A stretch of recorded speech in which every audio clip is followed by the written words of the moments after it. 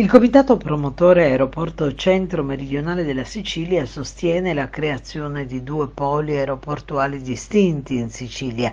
La proposta prevede un primo polo aeroportuale della Sicilia orientale con aeroporto principale Catania e aeroporti secondari Comiso ed Agrigento e un secondo polo aeroportuale della Sicilia occidentale con aeroporto principale Palermo e aeroporti secondari Trapani e Agrigento. L'obiettivo, afferma Salvatore Burgio del comitato promotore, è che questi poli aeroportuali possano fungere anche da hub di interscambio, offrendo supporto reciproco in caso di crisi in uno degli aeroporti maggiori.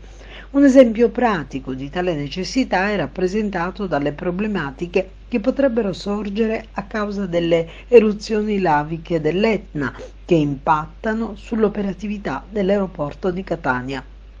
L'aeroporto della fascia centro-meridionale della Sicilia è presente sia nell'hub occidentale che orientale, in quanto funge come ruota di scorta sua a Palermo e a Catania, essendo equidistante da entrambi i due maggiori aeroporti.